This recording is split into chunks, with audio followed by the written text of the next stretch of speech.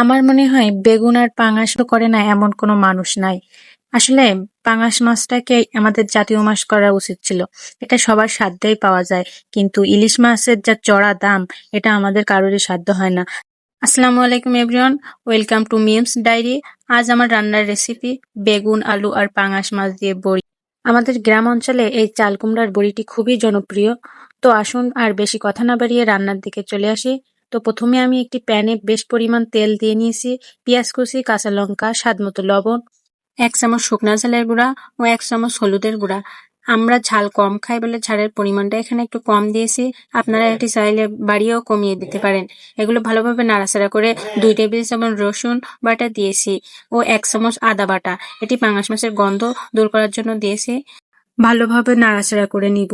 যখন দেখব উপরে অল্প অল্প তেল উঠছে, তখন আমি এর ভেতরে পানি দিয়ে দিব। পানিটি নাড়াচাড়া করে এর ভিতরে ধুয়ে রাখা আলুগুলো দিয়ে দিব। সুন্দর করে কষিয়ে নিব। আর আলুগুলো সিদ্ধ হওয়ার জন্য আমি বেশ কিছুক্ষণ ধরে জাল করে নেব। বেশ কিছুক্ষণ পর ঢাকনিটি উঠিয়ে দেখলাম যে আলুগুলো সিদ্ধ হয়ে গেছে কিনা। তো দেখেন আমার আলুগুলো সুন্দরভাবে সিদ্ধ হয়ে গেছে। এরপর আমি দিয়ে দেব ধুয়ে রাখা বেগুনগুলো। এগুলো বেশ কিছুক্ষণ ধরে নাড়াচাড়া করে বেগুনগুলো সুন্দর করে কষিয়ে নিব।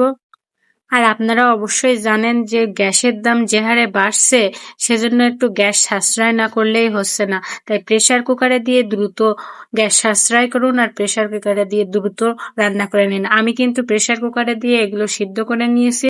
এরই মধ্যে অন্যদিকে মাছ ও বড়িগুলো একে একে ভেজে নিয়েছিলাম।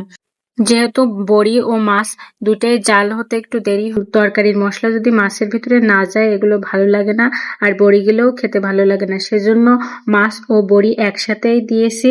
ঢাকনি দিয়ে বেশ কিছুক্ষণ ঢেকে দিয়েছি। তারপরে জিরে মরিচের গুঁড়া আর অল্প একটু গরম মশলা দিয়েছি ফ্লেভারটা সুন্দর আসার জন্য। বেগুন দিয়ে ইলিশ মাছ খাওয়ার সক্ষম তো সবার হয় না, তো পাঙাশ মাছ খেয়ে আমরা তৃপ্তি মিটাই।